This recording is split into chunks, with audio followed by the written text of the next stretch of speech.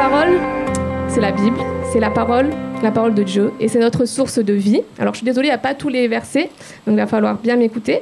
Psaume 119, 105, verset 105, « Ta parole est une lampe à mes pieds et une lumière sur mon sentier. » Et dans Proverbe 4, 22, « Garde mes paroles, donc les paroles de l'Éternel, dans le fond de ton cœur, car c'est la vie pour ceux qui les trouvent et c'est la santé pour tout le corps. » Donc en fait, si on coupe notre source de vie, on ne vit plus, on est mort spirituellement. Et c'est pour ça que parfois, quand on ne lit pas sa Bible, on sent qu'il y a une différence entre quand je la lis, les jours quand je la lis et les jours quand je ne la lis pas. C'est parce qu'on se coupe de notre source de vie. Et il faut vraiment prendre conscience qu'on vit dans deux mondes. On est entouré de deux mondes, deux cultures différentes, avec deux cultures différentes. Je m'explique. On est né sur Terre, donc on vit sur Terre, le monde sur Terre. Mais en tant qu'enfant de Dieu, on appartient aussi au monde du royaume de Dieu, n'est-ce pas? Et ces deux mondes-là, ils ont une nature, ils ont une valeur, un fonctionnement complètement différent. Et c'est ce qu'on va voir donc dans la première partie, l'importance et les bénéfices de la parole. Donc pourquoi la Bible est-elle importante? Parce qu'en fait, il faut qu'on change de culture, il faut qu'on change la nature de notre pensée, nos manières de penser, nos valeurs, parce qu'on est né, on a grandi, on a évolué dans le...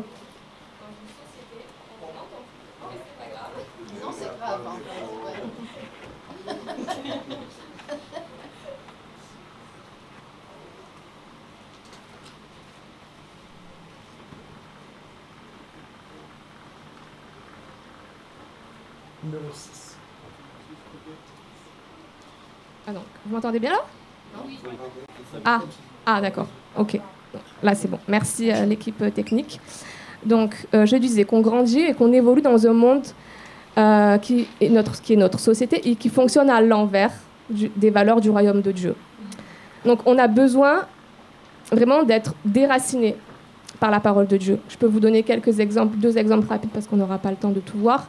Mais par exemple, dans le domaine de la réussite, la société nous dit quoi? Je réussis par moi-même, je réussis par mes propres efforts. Et toute la gloire me revient en fait, parce que c'est moi et moi seul. Et ces valeurs-là produisent quoi? Aucun fruit de l'esprit, on est d'accord? Ça produit juste de l'arrogance et de l'orgueil. Mais la Bible, elle nous dit quoi? Dans Josué 1, verset 8, « Que le livre de la loi ne s'éloigne pas de toi. Médite-le jour et nuit. » Jour et nuit. Pour agir avec fidélité, conformément à tout ce qui est écrit, car c'est alors que tu auras du succès dans tes entreprises. C'est alors que tu réussiras. Et donc ces valeurs-là, elles produisent quoi? Notamment l'humilité. Donc vraiment, vous voyez qu'il y a vraiment 2 valeurs différentes. Je peux vous donner aussi un autre exemple sur le domaine de la sexualité. La société nous enseigne quoi? Que la fornication, c'est-à-dire les relations sexuelles hors mariage, c'est une norme, c'est normal, il n'y a pas de souci avec ça. Mais Dieu nous dit quoi? Dans 1 Thessaloniciens 4, 3, ce que Dieu veut, c'est notre progression dans la sainteté, c'est que vous vous abstenez de l'immoralité sexuelle. Donc en fait, Dieu nous donne toujours un cadre, mais c'est par amour pour nous, c'est pour nous protéger. C'est pas pour nous dire tu dois faire ça, ça, ça, ça, ça. Il nous aime, il veut notre bien. Et donc, il nous donne un cadre. Et il nous donne aussi les réponses à comment obéir à ce cadre. Par exemple, dans Psaume 119, 9 à 11, il nous dit « Comment le jeune homme rendra-t-il pur son sentier? En se conformant à la parole de Dieu.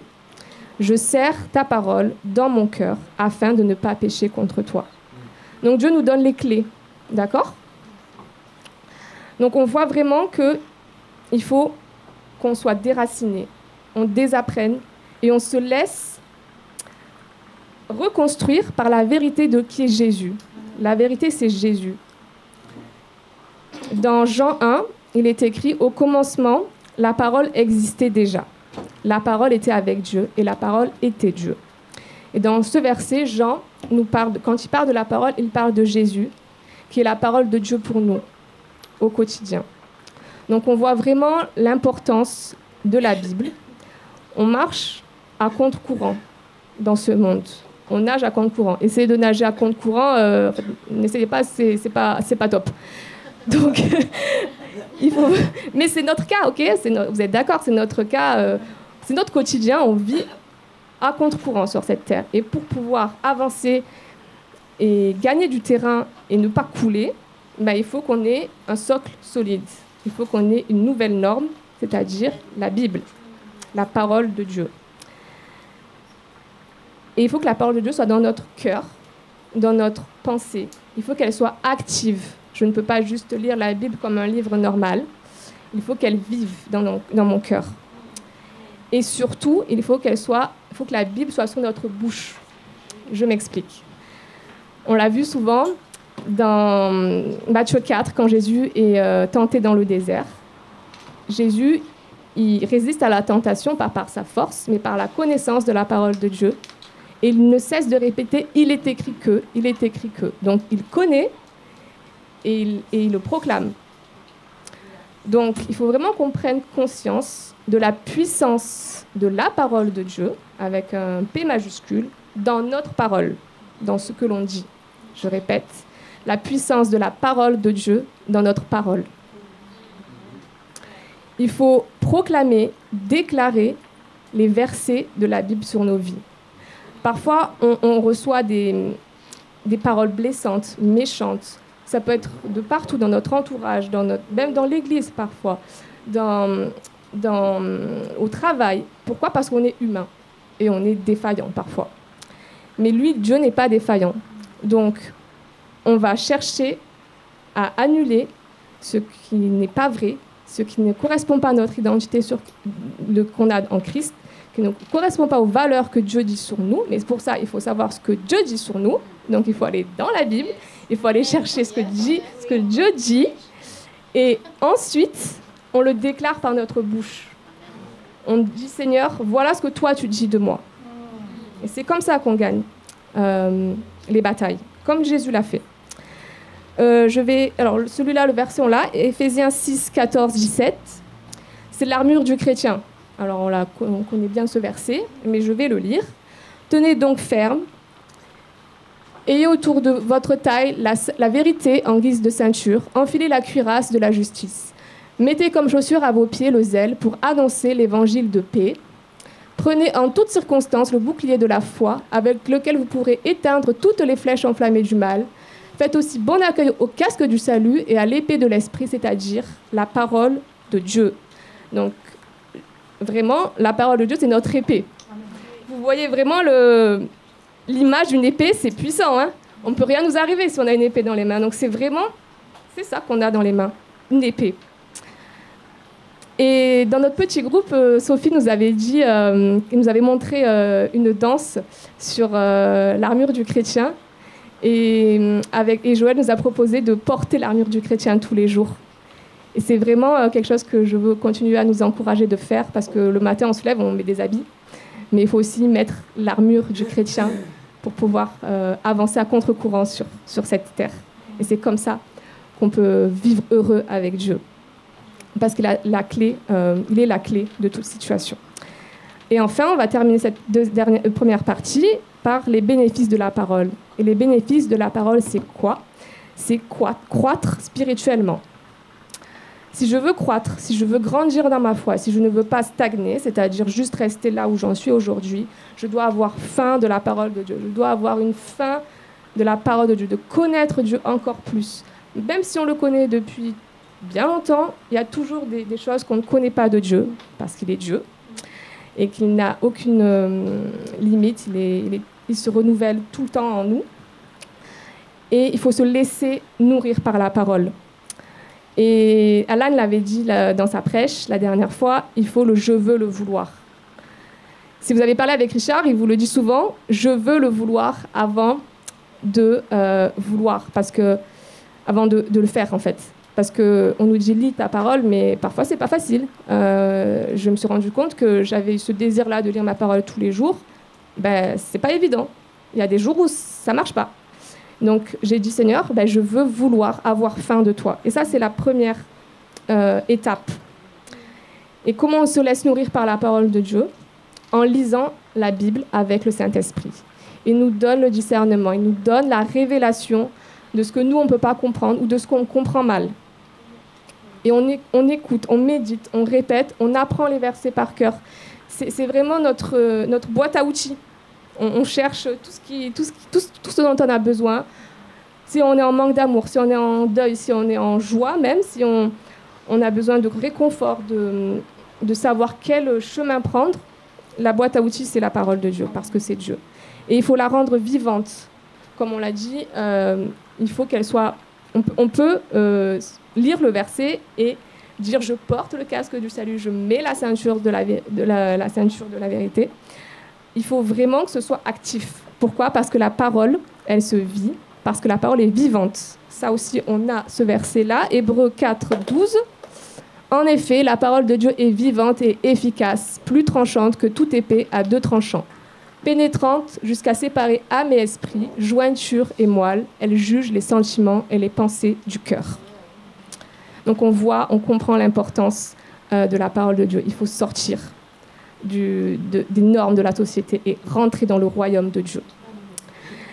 Et on va passer à la deuxième partie, obéir à la parole et donc à Dieu. Obéir à la parole de Dieu et donc à Dieu. Et en fait, l'obéissance, c'est mettre en pratique la parole de Dieu. Je l'écoute, mais après je la mets en pratique. Dans Matthieu 6, 33, celui-là aussi on l'a, « Cherchez premièrement le royaume de Dieu et la justice de Dieu, et toutes ces choses vous seront données par-dessus. » Toutes ces choses, c'est la nourriture, les vêtements. Et pourquoi le Seigneur nous dit « Cherchez d'abord le royaume de Dieu en premier ?» Parce qu'en fait, ce n'est pas dans notre nature d'obéir.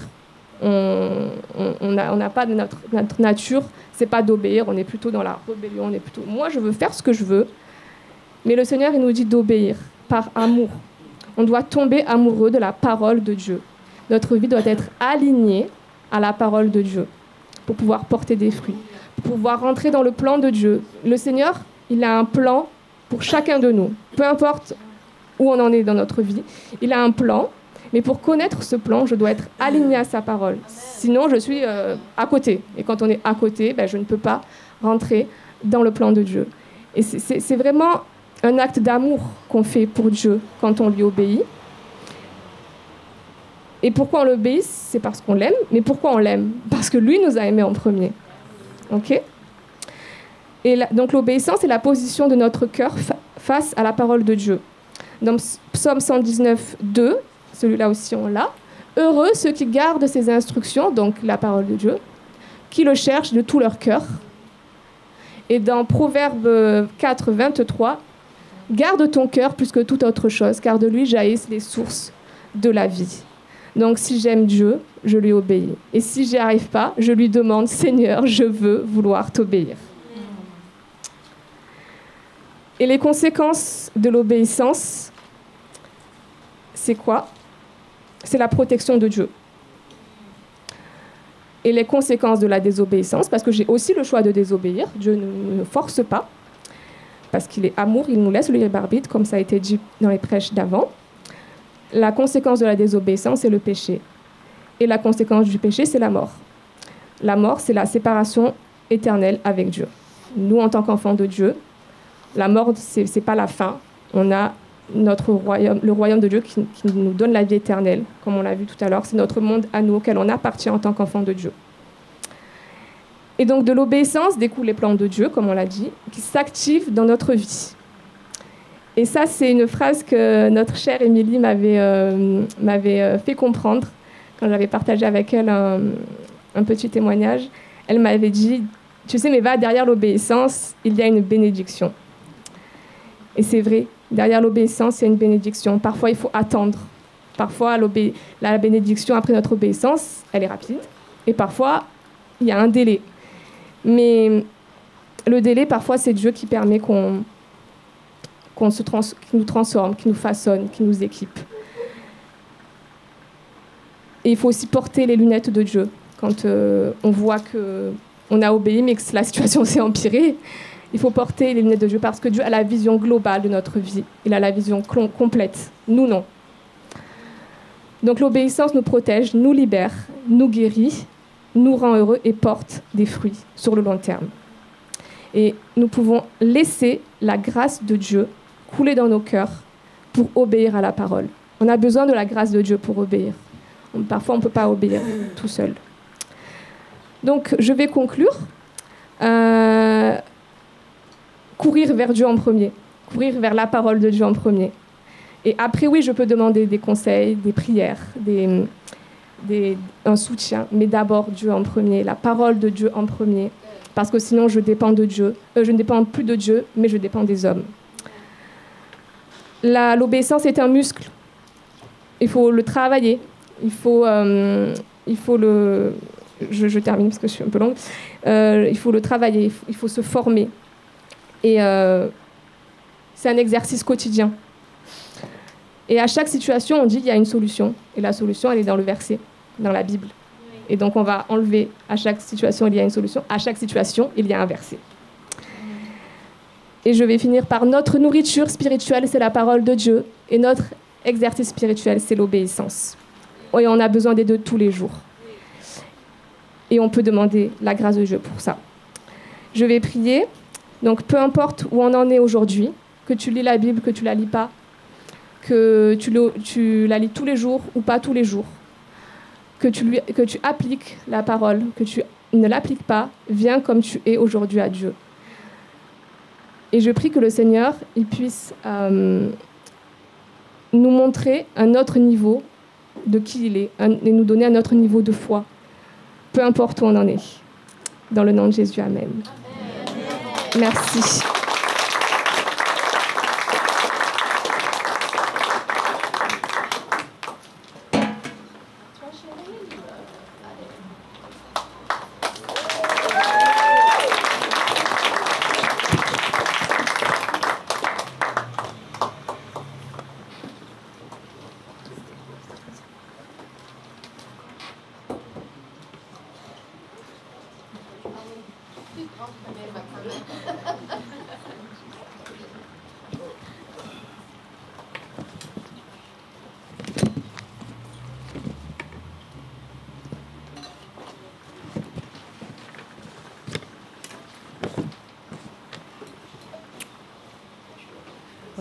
Bonjour.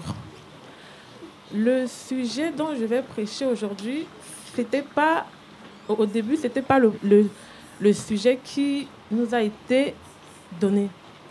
Mais tout ce que le Seigneur fait est bon. Et à la fin de ce message, vous allez comprendre pourquoi le Seigneur a ramené ce sujet à moi. Voilà. Je vais prêcher sur le pardon.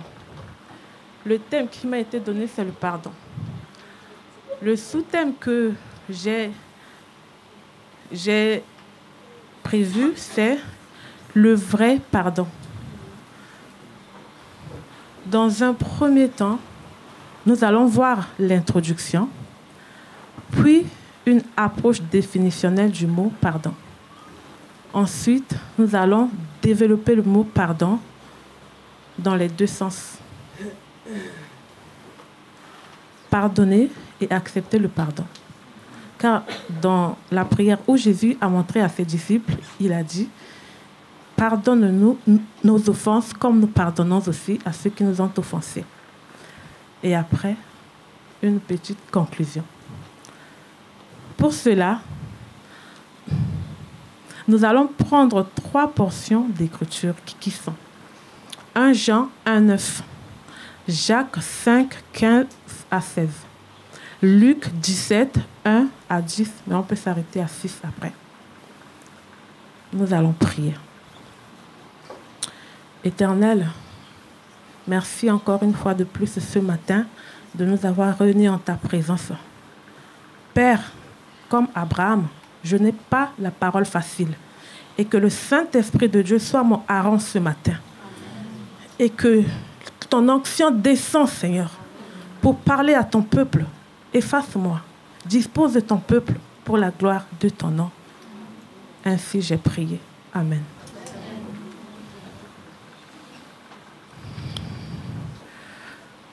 Dans notre introduction,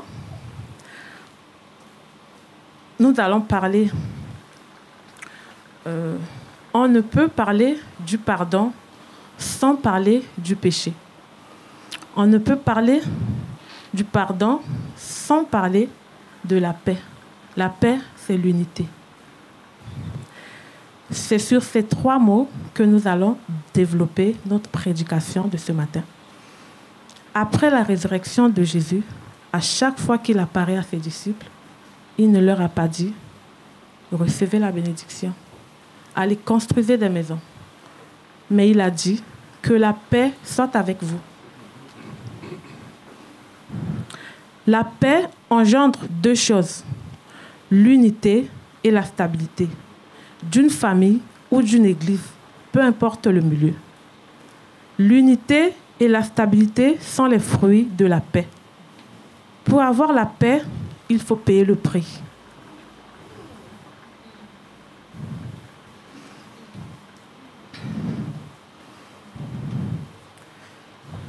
Le prix de l'humilité. L'humilité, c'est un sentiment qui nous pousse à voir les autres plus grands que nous. L'humilité nous pousse à chercher la paix et non la raison. Par exemple, j'ai raison, mais pour le bien de ma famille, pour le bien de l'Église, je te demande pardon. J'accepte ton pardon.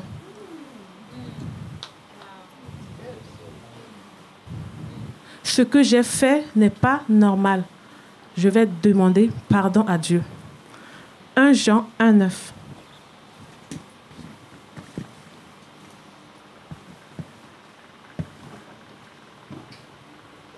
Si nous reconnaissons nos péchés, il est juste et fidèle pour nous les pardonner et pour nous purifier de tout mal. Amen.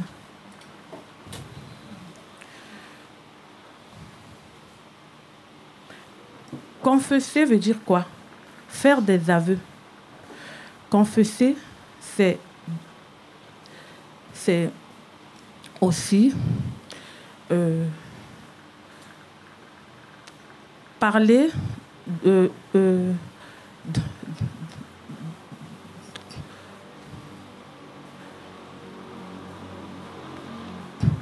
confesser, c'est aussi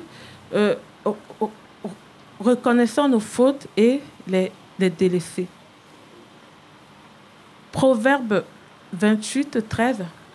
Celui qui cache ses transgressions ne prospère point, mais c'est celui qui les avoue et les délaisse obtient miséricorde, c'est-à-dire obtient le pardon.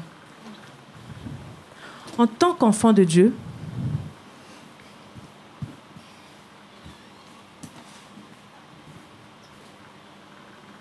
en tant qu'enfant de Dieu ou en tant que chrétien, en tant qu'indisciple, après avoir souillé le temple de Dieu qui est notre corps, on ne peut pas venir rester comme si de rien n'était, comme si nous avons la paix en soi-même, alors que c'est faux.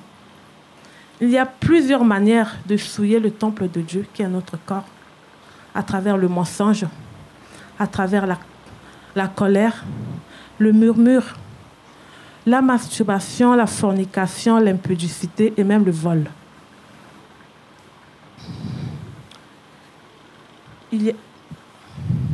On ne peut pas, après toutes ces choses, faire comme si de rien n'était. On vient à l'église, on frappe les mains, nous aussi, nous frappons les mains. On chante, nous aussi, on chante. On prend la Sainte Seine, toi aussi, tu prends la Sainte Seine. Ce n'est pas l'attitude d'un enfant de Dieu. Après avoir péché, tu devrais te ressentir mal, te culpabiliser et de revenir au pied de ton Dieu pour avoir le pardon.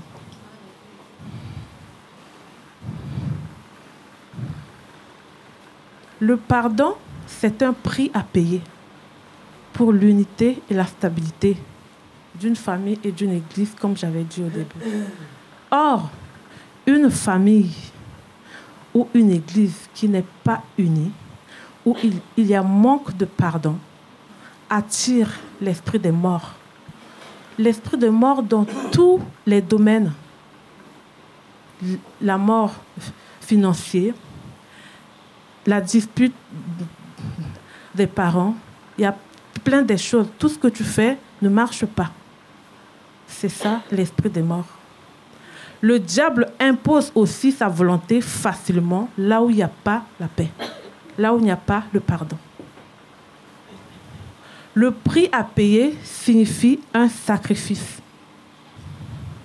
Le pardon n'est pas un fait lié au plaisir. Le pardon, c'est un sacrifice. Le pardon est toujours douloureux. Quand tu offenses quelqu'un et que tu vas te glorifier dans le mal pour dire que il mérite ce qu'il a eu. Voilà. Tu te glorifies dans le mal. Combien de fois nous avons offensé autour de nous? Combien de fois dans notre église, les gens sont partis à cause du manque de pardon? Combien de fois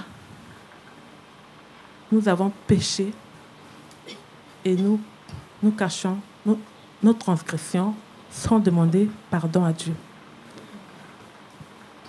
Il y a beaucoup de gens qui sont partis de cette église.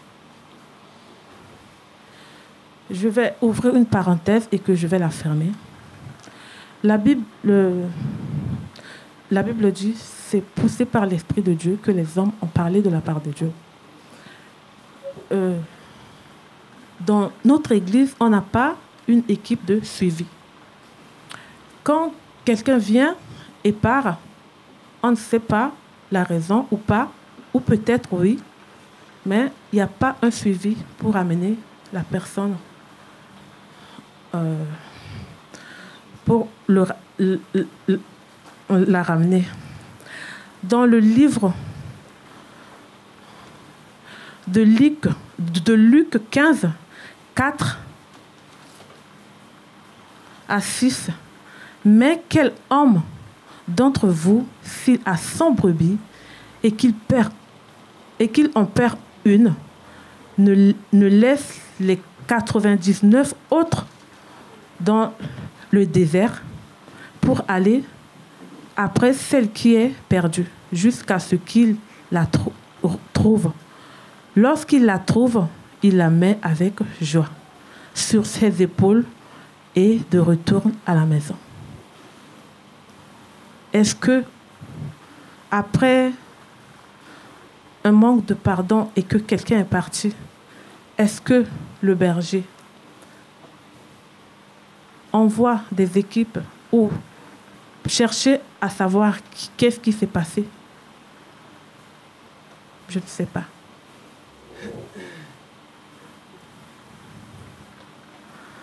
Mais et si la personne est partie et qu'il est retourné dans les vomis qu'il a laissés pour retourner à Dieu, le Seigneur demandera l'âme de cette personne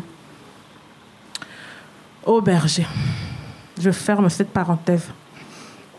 Retournons à notre sujet. Qu'est-ce que le pardon ou qu'est-ce que le vrai pardon?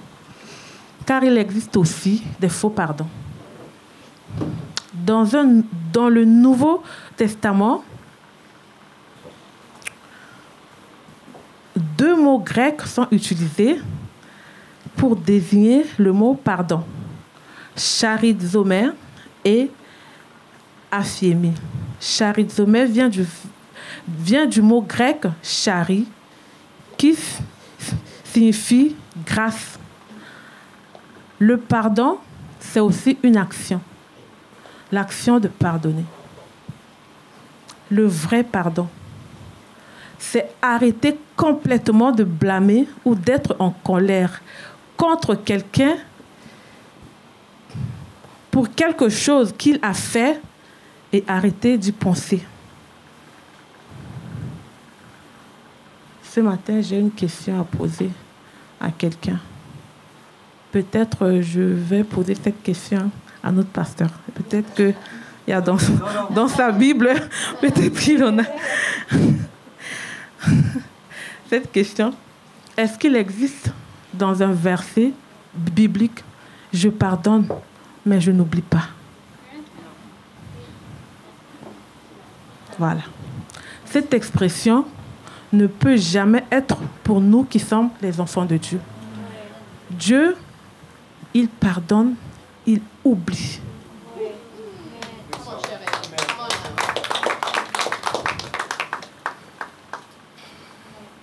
Et si Dieu aussi nous dit, je vous pardonne, mais je ne vous oublie pas, il n'allait pas envoyer son Fils à la croix pour nous.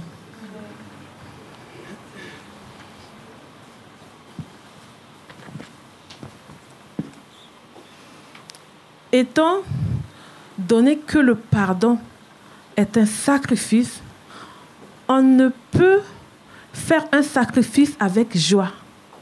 Jésus s'est offert à la croix.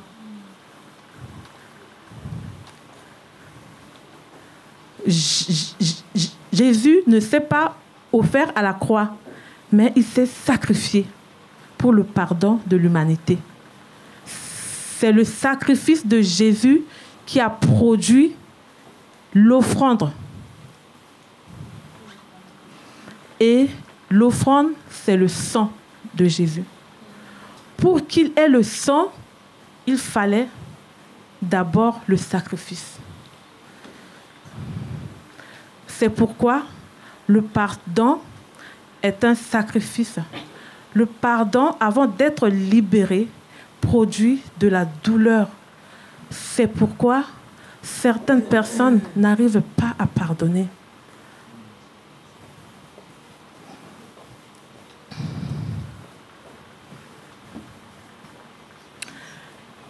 Il y a de cela quelque temps,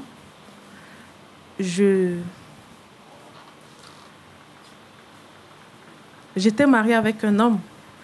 Mon mari, c'est quelqu'un qui part trop en voyage. Il travaille à l'étranger. Un jour, il est parti. Pour moi, c'est aussi comme un voyage d'affaires, comme tout autre. Un matin, on m'a appelé pour me dire que ta belle famille et ton mari a envoyé ta belle famille et les gens de son parti, parce qu'il est aussi président d'un parti politique dans mon pays, faire la dot d'une femme au Cameroun.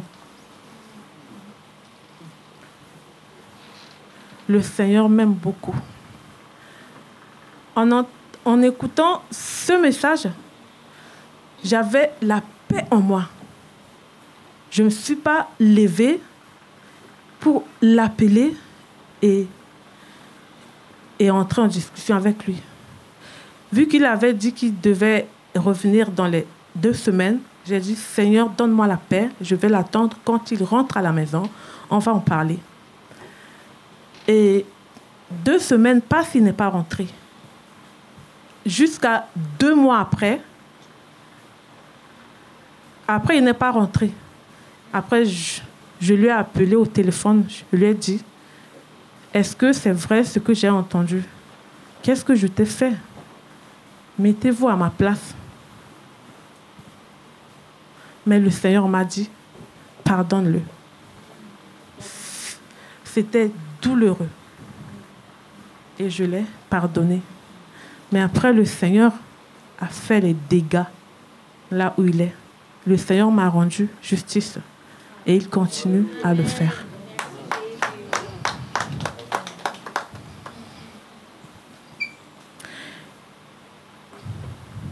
Si nous, en tant qu'enfants de Dieu, on ne pardonne pas, on se fait du mal à nous-mêmes. Et si on n'accepte pas le pardon de l'autre, comme si on l'a mis dans une prison à une durée indéterminée. Et c'est pas ce que Dieu nous demande. Il nous dit, pardonne-nous nos offenses, comme nous pardonnons aussi à ceux qui nous ont offensés.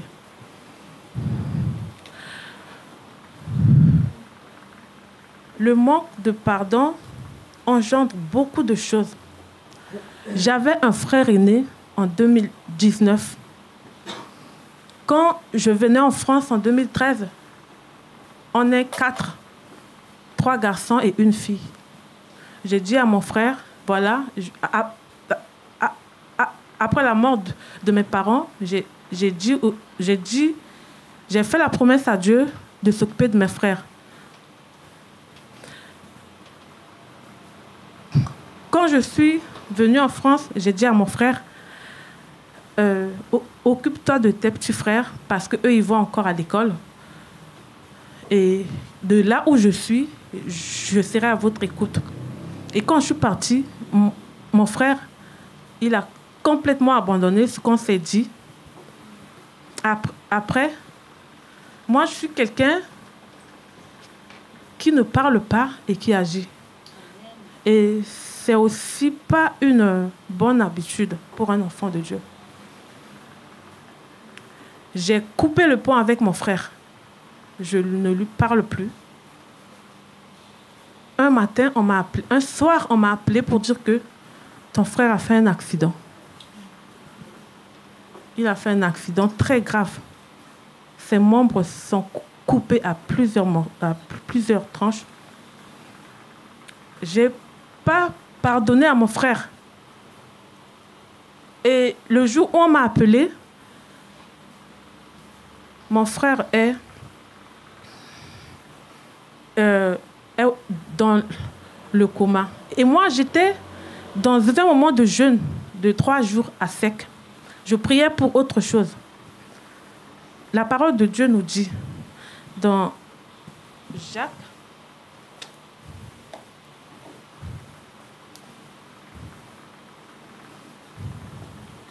Jacques 5,16.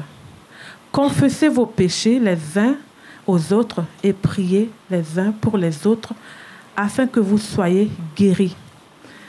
Quand un juste prie, sa prière a une grande efficacité. Mais ce jour, quand je priais, est-ce que j'étais injuste? Parce que j'avais la haine envers mon frère que je ne lui ai pas pardonné. Et que pour moi, la prière que je faisais, ce n'était pas pour lui. Mais peut-être que si j'étais en paix avec mon frère, peut-être que le Seigneur devait exaucer ma prière. Mais mon frère est décédé le lendemain. Je ne savais pas que mon frère allait partir. Personne ne sait ce qui arrive demain. J'avais la culpabilité en moi. Je n'arrivais pas à me pardonner. Je me suis dit, si j'avais fait la paix à mon frère, peut-être que le Seigneur allait m'exaucer. Si j'avais fait la paix avec mon frère, peut-être qu'il serait encore en vie. On dit souvent, la prière curative est plus coûteuse que la prière préventive. Parce que si le Seigneur parce que avant l'accident, mon frère il m'a appelé, mais je regardais son numéro, je raccroche, je ne décroche pas. Parce que si j'avais pris son appel et que je priais, j'écoutais la voix de Dieu, peut-être que ce qui était arrivé ne devait pas arriver. Mais quand c'était arrivé, la prière maintenant pour demander à Dieu de faire quelque chose, je crois que Dieu n'est pas un garçon de course pour nous. Donc, ça m'a fait trop mal. Je me suis culpabilisée je me suis pardonnée il n'y a pas longtemps, malgré que le Seigneur m'avait montré le pourquoi du décès de mon frère. C'est pour cela, en tant qu'enfant de Dieu, on ne peut pas garder au fond de nous quelque chose que Dieu ne veut pas. C'est ouvrir la porte à l'ennemi. C'est pourquoi nous allons lire la parole de Dieu dans Luc 17, à partir du verset 1. Jésus dit à ses disciples, « Il est inévitable qu'il y ait des pièces, mais malheur à celui qui n'est pas responsable.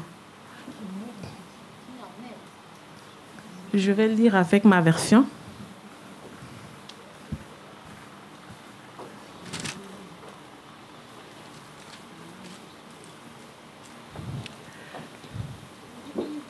Le livre de Luc 17, 1 à 10, on peut s'arrêter en 6. Jésus dit à ses disciples, « Il est impossible qu'il n'arrive pas des scandales, mais malheur à celui par qui il arrive. Il vaudrait mieux pour lui qu'on mît à son cou une pierre de moulin et qu'on le jette dans la mer que s'il scandalisait un de ses petits. Prenez garde à vous-même. Si ton frère a péché, repends-le. Et s'il se repent, pardonne-lui. Et s'il a péché contre toi 7 fois dans un jour, et que 7 fois il revient à toi, disant « Je me répands », tu lui pardonneras. Les apôtres dirent au Seigneur, « Augmente-nous la foi. » Et le Seigneur dit, « Si vous avez la foi comme un grain de sénévé, vous direz à ce sycomore, déracine-toi et plante-toi dans la mer, et il vous obéira. » On peut s'arrêter ici.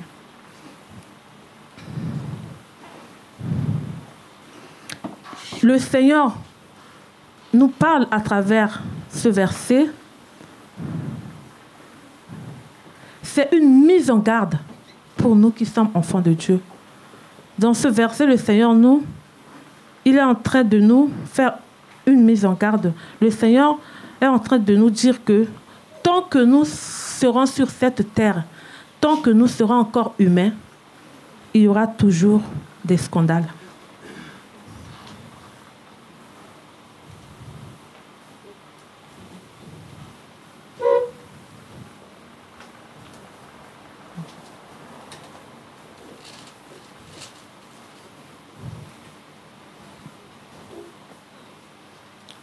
Verset 5, il est écrit, « Les apôtres dirent au Seigneur, augmente-nous la foi. »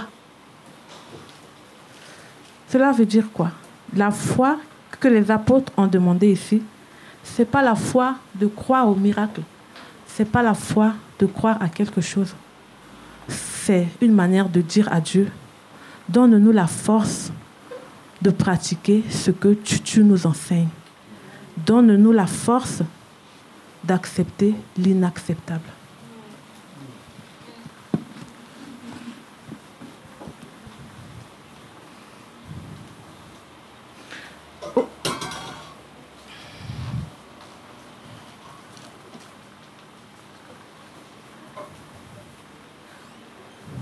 Au verset 6, il a dit, « Si vous avez la foi comme un grain de sénévé, vous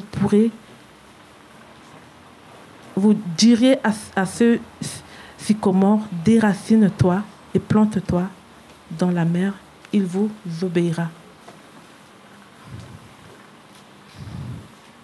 La Bible dit, je voyais Satan tomber du ciel, et voici, je vous ai donné le pouvoir et l'autorité de marcher sur le serpent et le scorpion.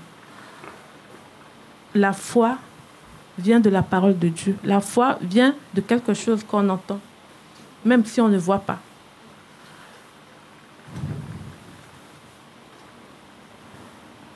Avant de pardonner à l'humanité,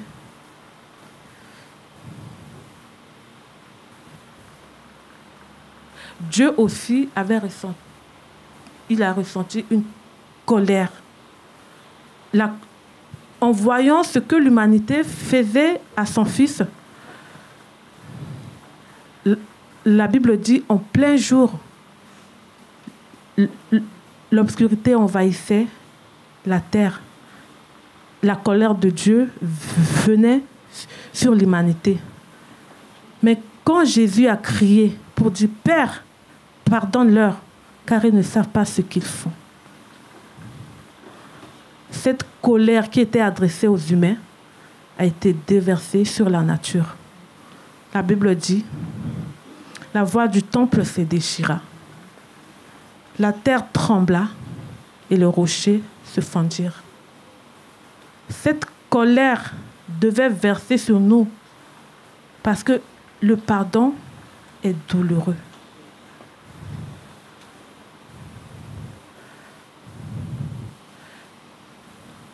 Mais Dieu a entendu son Fils, il nous a pardonné. C'est ainsi que toi et moi, on a le pardon aujourd'hui. Mais nous qui sommes des enfants de Dieu, ne nous glorifions pas dans le mal en disant « J'ai fait des efforts pour venir vers lui et puis il n'a pas accepté mon pardon, donc je m'en fiche. » La main qui demande est toujours au-dessous.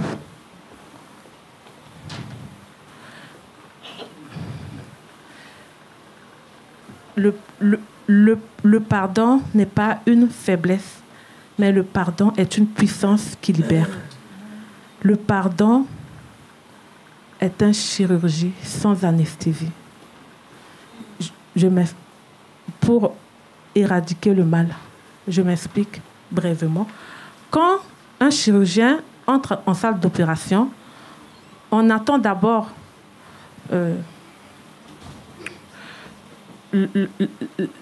l'anesthésiste pour venir faire l'anesthésie pour que la personne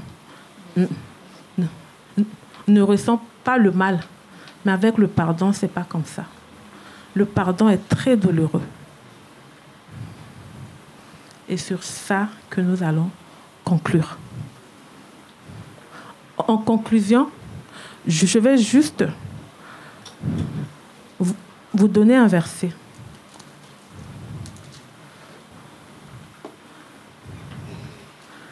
Hébreux 12,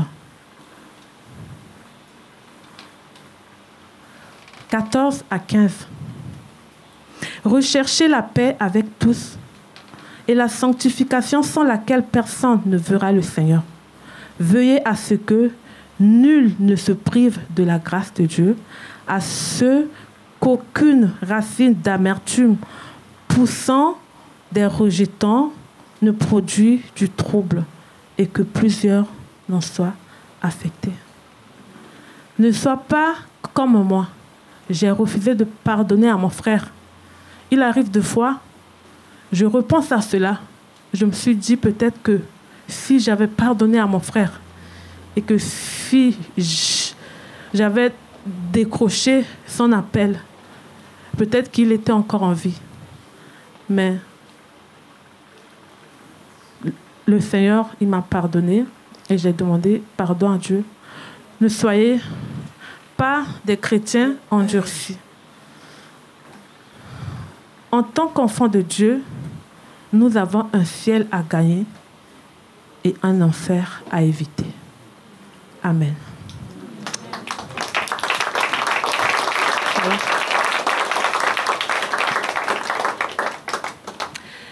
Nous allons faire un petit point de prière.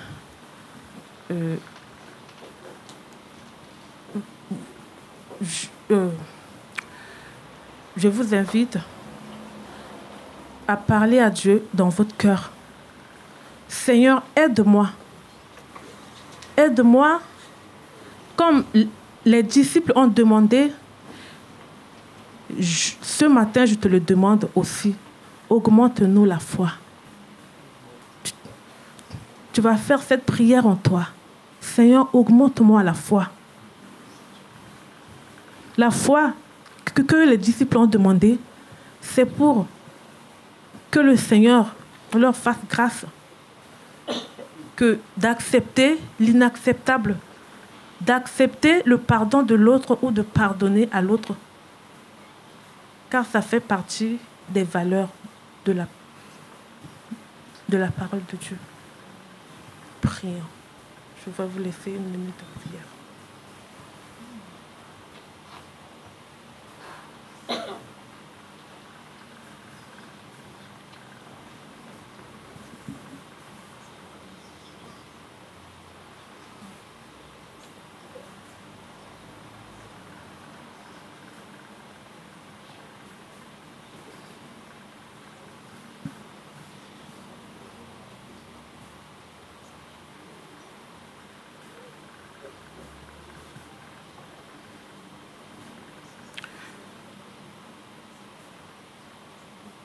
Et nous allons aussi prier pour dire, Seigneur, aujourd'hui, je m'approche de ton trône.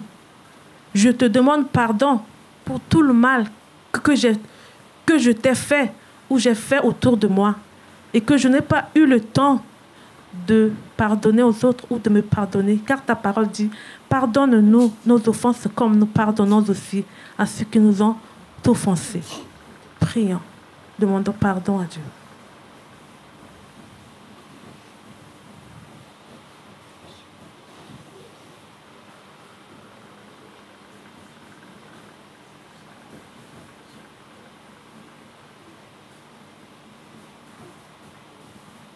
Amen.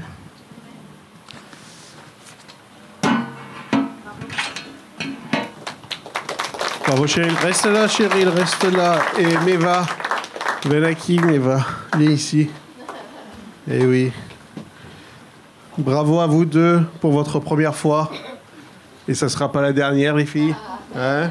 Ce n'est que le commencement.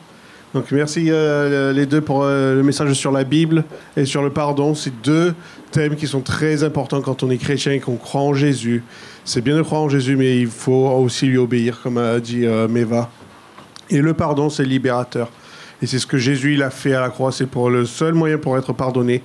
C'est, comme a prêché Cheryl, c'est de s'humilier et d'aller vers la personne à qui on a offensé.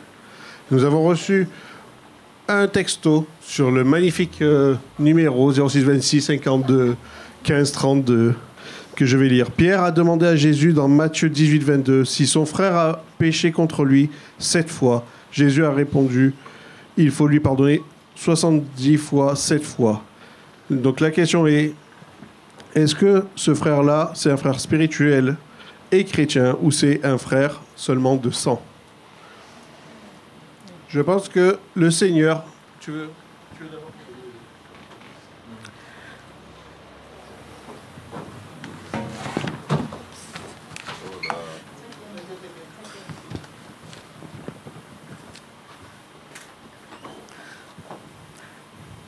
Dans la parole de Dieu, à chaque fois que Jésus, il parle à ses disciples, il parle aux gens qui l'entourent.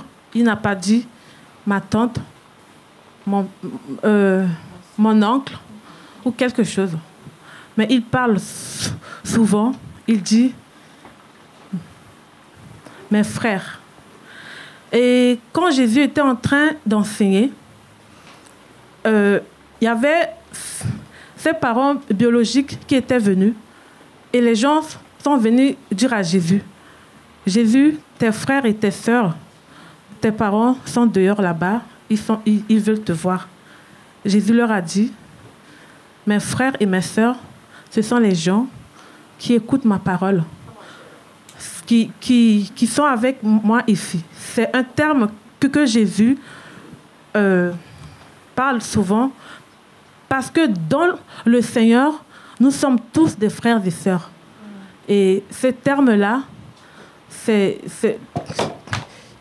quel que soit ce qui a été employé, c'est dans la Bible, devant Dieu, on est tous des frères et sœurs. Je ne sais pas si j'ai répondu à la... Oui, le Seigneur nous dit aussi d'aller dans les nations et de faire des disciples. Et c'est bien qu'on se pardonne entre frères en Christ ou sœurs en Christ. Mais si on a des membres de notre famille, des frères de sang, comme la question dit, et qu'on veut les amener à Jésus, il faut s'humilier et demander pardon. Parce que qui c'est qui va vouloir rejoindre Jésus quand le croyant qu'on a dans notre famille est orgueilleux et n'est pas prêt à demander pardon pour les fautes qu'il a commises? C'est à nous souvent de faire le premier pas.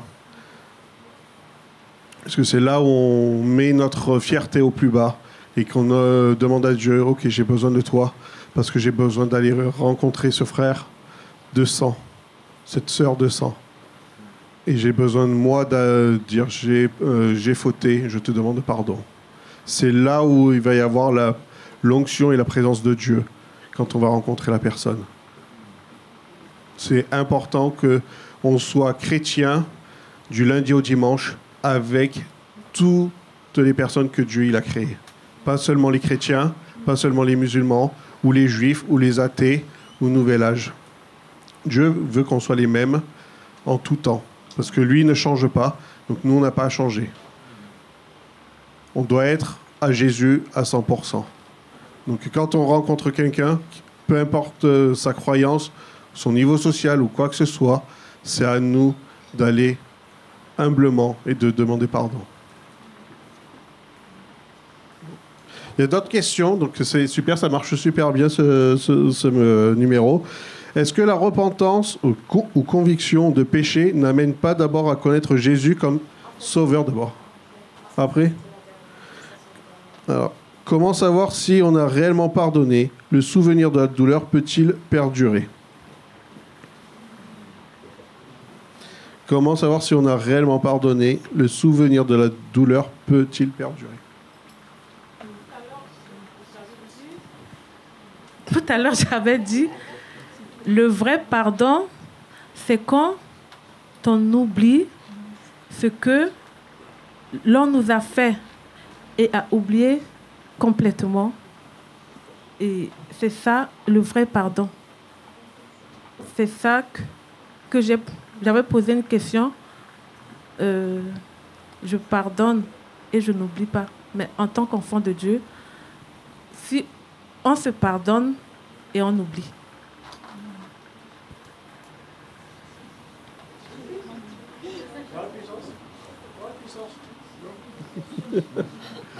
Des fois, il faut un peu la pousser, mais il va être stressé comme vous ne pouvez pas imaginer. Son cœur, il bat à 200 battements par minute. Et ce qui est au passé doit rester au passé. C'est comme ça aussi que l'on sait qu'on a vraiment pardonné. Le Seigneur nous dit de laisser le passé et que c'est à nous de nous occuper du moment présent. Mais on s'inquiète souvent de notre futur et de nos futures relations. Mais notre futur, c'est déjà dans le passé de Dieu. Parce que Dieu, il est intemporel. Donc arrêtons de nous inquiéter du passé, parce qu'on n'a plus d'interaction avec. Et arrêtez de s'inquiéter pour le futur.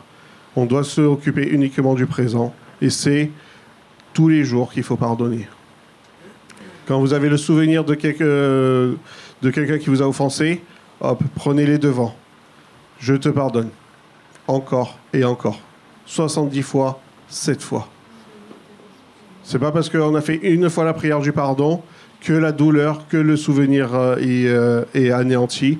C'est un travail de longue haleine où on a besoin de continuer chaque jour que cette mémoire en revient, de l'éteindre.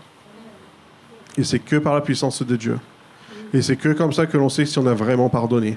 C'est quand on est prêt, équipé avec la parole de Dieu et de proclamer que je décide, je veux vouloir, je veux vouloir pardonner encore et encore.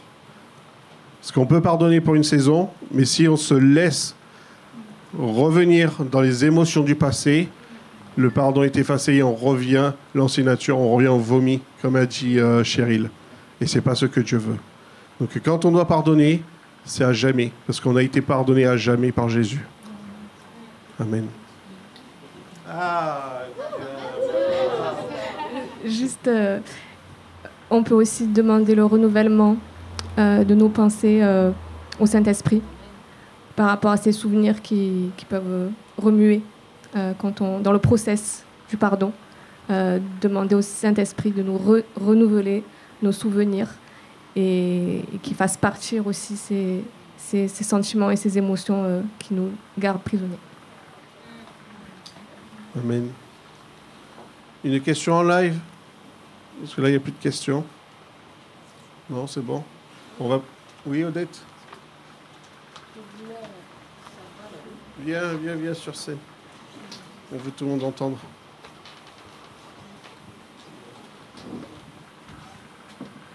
Je voulais savoir si quelqu'un m'a fait très mal et que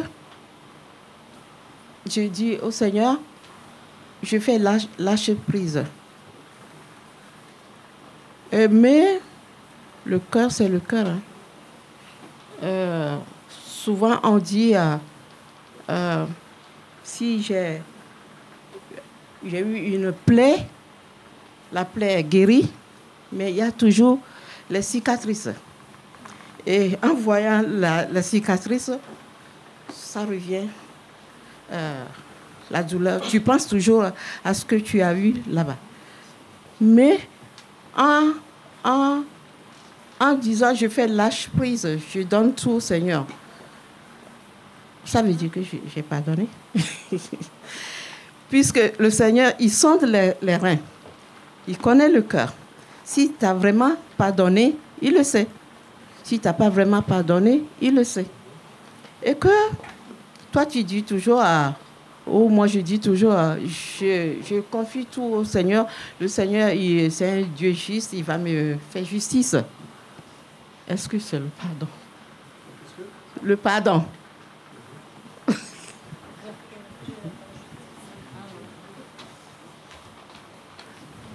Ça revient à cette question, je pardonne, mais je n'oublie pas. En tant qu'enfant de Dieu, comme Meva elle vient de dire, le Saint-Esprit peut nous aider. La parole de Dieu dit, je puis tout par celui qui me fortifie. Et il ne faut pas voir les cicatrices comme quelque chose de mauvais.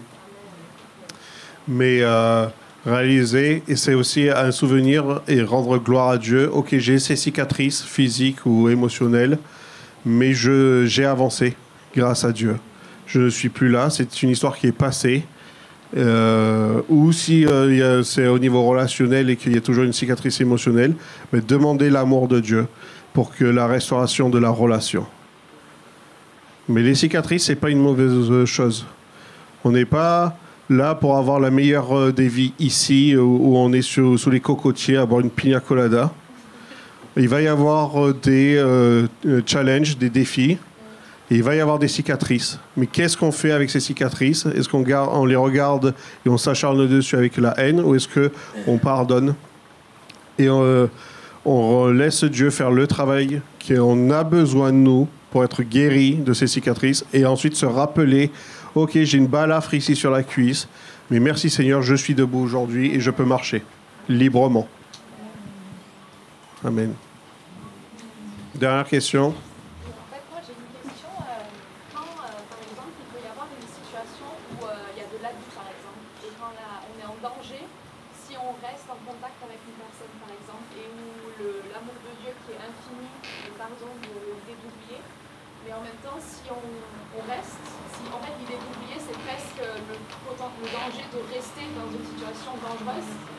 Comment être dans l'équilibre de ce... Parce qu'il y a des fois, il y a des besoins, il y a un abus, il y a besoin de mettre de l'éloignement. Donc comment être dans cet équilibre-là, d'être dans le véritable pardon, et en même temps, comment réussir à se protéger là où il y a besoin?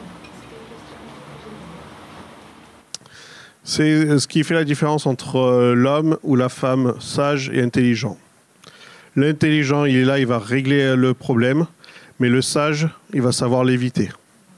Et le Seigneur, il veut que nous soyons sages. Donc lorsqu'il y a un abus et qu'il y a danger, on se lève du milieu, on prie et on se tient à l'écart. Mais si c'est une atteinte à ta sécurité, à ta vie, tu ne vas pas t'offrir en sacrifice juste pour dire ok, bon, ben c'est la croix qu'il faut que je porte, je vais m'envoyer au purgatoire moi-même et c'est terminé. Non, sagesse et discernement. Si c'est quelqu'un qui veut t'attaquer avec un couteau, tu ne vas pas tendre la gorge et dire vas-y, coupe-moi, et comme ça je vais à Jésus, c'est terminé. Ok, c'est sagesse. Dieu, il a un plan pour chacun et chacune de nous, et Dieu veut qu'on prenne aussi soin de notre corps. Donc s'il y a quelqu'un qui veut porter atteinte à ta vie, tu cours en direction opposée. Tu ne vas pas dire oh, Jésus t'aime, tu lui fais un câlin et il te plante la dague dans le cou. Non, mais il faut. C'est logique, mais voilà. Ouais. Donc je vais prier pour clôturer aujourd'hui. Donc, merci Seigneur pour ta grâce, merci pour ces enseignements ce matin, Seigneur. Merci que ton peuple rentre dans le pardon, Seigneur, qui est nécessaire envers les hommes et les femmes qui sont dans nos cercles d'influence, Seigneur. Merci qu'on soit des modèles d'humilité Père, merci Saint-Esprit que tu montres à la lumière les racines d'amertume qu'on peut avoir les uns envers les autres ou le non-pardon, Seigneur, et qu'on soit libéré maintenant dans le nom puissant de Jésus, Seigneur, parce que tu as tout accompli à la croix. Et Seigneur, nous sommes nous-mêmes pardonnés par toi, Seigneur. Alors nous avons la puissance et l'autorité pour pardonner, Seigneur. Merci qu'on baisse notre fierté et qu'on augmente notre humilité et notre amour pour toi, Père. Merci pour la prédication de Meva sur la parole, Seigneur. Merci qu'on la médite jour et nuit, Seigneur, et qu'on la garde près de notre cœur et près de notre bouche, Seigneur. Et merci pour Cheryl et ses témoignages sur le pardon, Seigneur, et le combat dans la prière, Seigneur. Au nom de Jésus, Amen.